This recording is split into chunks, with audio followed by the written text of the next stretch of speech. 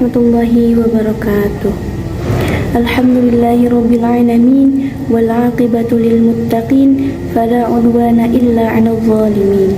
Wassalatu wassalamu ala asyrafil anbiya'i wal mursalin sayyidina Muhammadin wa ala alihi wa sahbihi ajma'in. Asyhadu an la ilaha illallah wa asyhadu anna Muhammadan abduhu wa rasuluh. Amma ba'du. Faqad qala Allah ta'ala fi kitabihil karim wa huwa asdaqul qailin.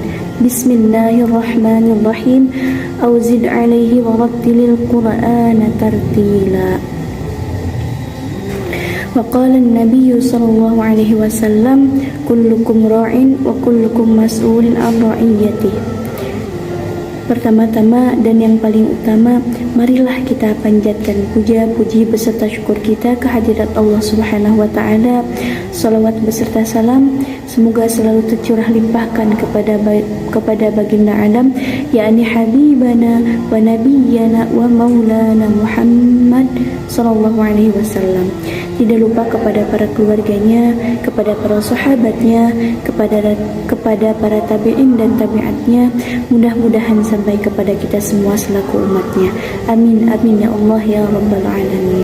Yang saya hormati Ketua Pelaksana Opra LDK Ar-Rasyid 2021 beserta jajarannya, mudah-mudahan Allah beri kemudahan untuk bisa amanah menjalankan tugas-tugasnya. Amin amin ya Allah ya rabbal alamin. Hadirin rahimakumullah yang dimuliakan Allah Subhanahu wa taala, pada kesempatan kali ini saya akan sedikit menyampaikan ilmu yang saya ketahui.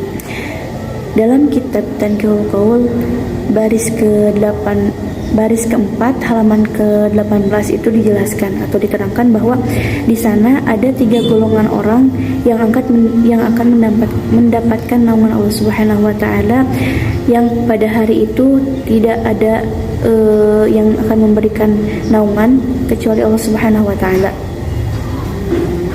Hadirin rahimakumullah, perlu kita ketahui bersama bahwa setelah kita meninggal, kita akan menuju ke alam barzah atau alam kubur. Lalu kita akan dihidupkan kembali dan dikumpulkan di sebuah tempat atau sebuah lapang yang sangat luas. Luasnya itu jika tidak salah gitu, seluas bumi. Allah alam, saya juga kurang tahu, kurang lebih seperti itu. Akan dikumpulkan di sebuah tempat itu dan disebut dengan padang mahsyar, yang dimana pada saat itu jarak antara kita atau jarak bumi dengan matahari itu hanya berkisar 1 tombak atau 6-7 meter gitu. Tidak terbayangkan panasnya akan seperti apa gitu.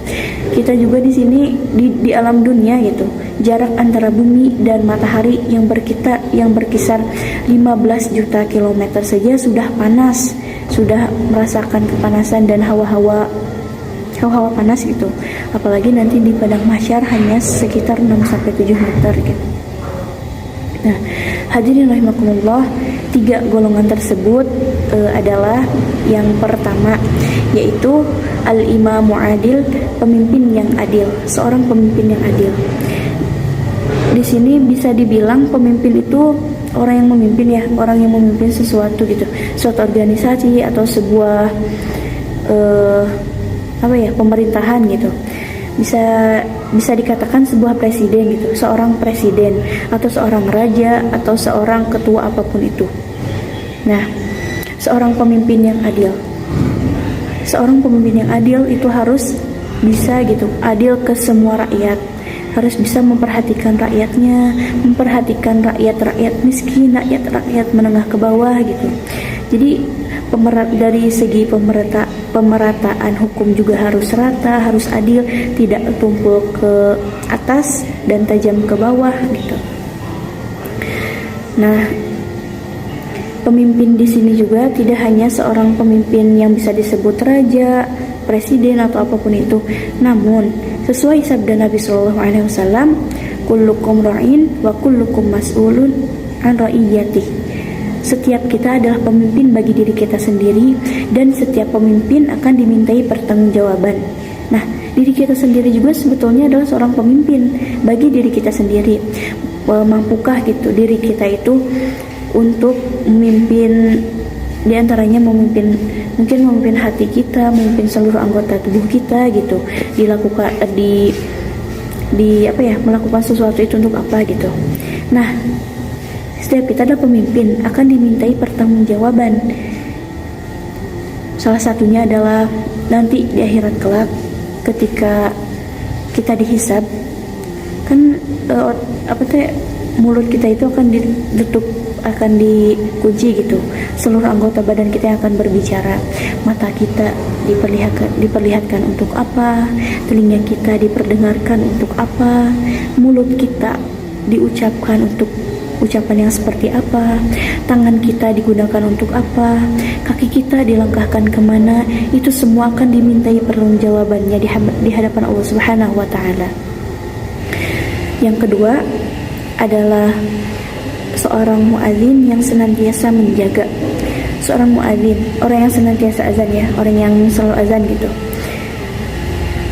Menjaga di sini adalah menjaga pada waktunya. Jadi azan itu pas pada waktunya gitu. Tidak misalkan kan zuhur misalkan sekarang itu jam 11 atau jam 12 lah, jam 12. Seorang muadzin teh azannya tuh setengah 12. Nah, itu tidak boleh ya, teman-teman gitu. Jadi harus pada waktunya. Terus dari segi adab berazan juga gitu harus diperhatikan. Yang ketiganya dari segi pelafalan azannya itu sendiri gitu. Dari segi makharijul huruf, sifatul huruf, ahkamul huruf seperti apa gitu. Hadirin rahimakumullah, dari segi lafaz atau melafazkan azan itu kan tadi disebutkan ya, harus diperhatikan makharijul huruf, ahkamul huruf, sifatul huruf. Nah, sesuai dengan firman Allah Subhanahu wa Ta'ala dalam Quran surah Al-Muzammil ayat 4. A'udzu billahi minasy syaithanir rajim. Bismillahirrahmanirrahim.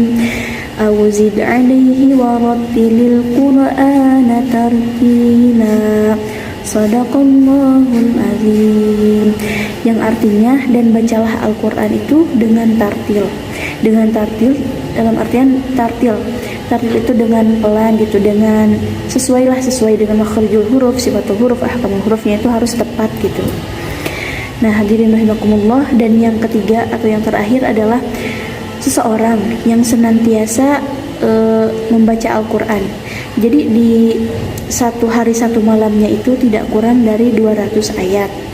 Hadirin rahimakumullah, mudah-mudahan kita adalah orang-orang yang termasuk salah satu golongan yang akan mendapatkan naungan Allah Subhanahu wa Ta'ala pada hari akhir nanti atau di padang mahsyar nanti. Amin amin ya Allah ya rabbal alamin.